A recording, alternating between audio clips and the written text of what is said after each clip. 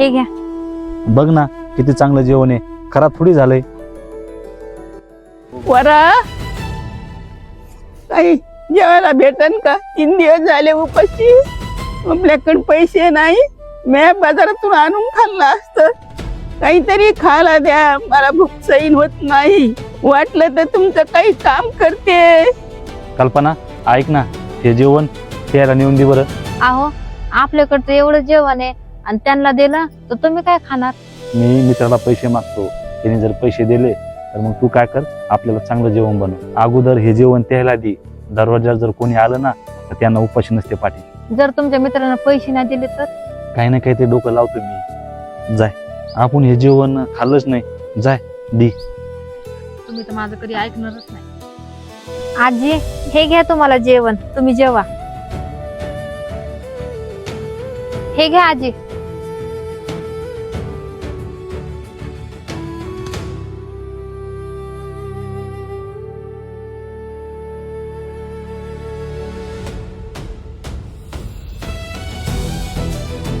खरंच तुमचे लई उपकार झालेत.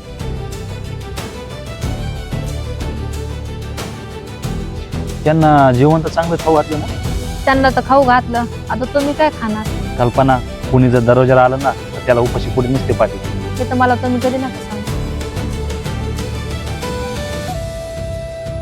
अहो हे दादा कशाला आले असते?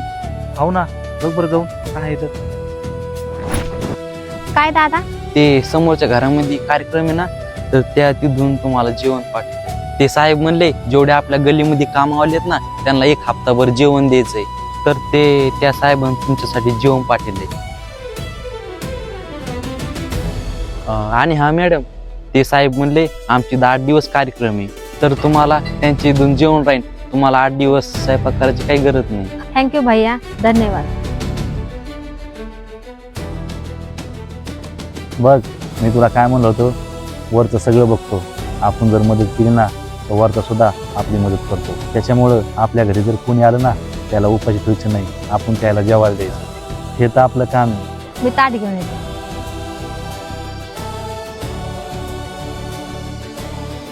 चल जेवण काढ, सोबतच जेवू आपण.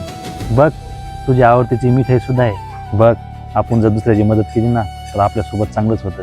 त्याच्यामुळं आपण दुसऱ्याची मदत करायची आणि दया करायची. आपण असं कधीच नाही समजायचं आपल्याकडे पैसे नाही, आपण दुसऱ्याची मदत करतोय. हे आपलं काम आहे. आणि हा खरंच तुम्ही खरं बोलायला लागले. आणि हा आपण जर दुसऱ्याची मदत केली ना तर देव आपलं चांगलंच करतो.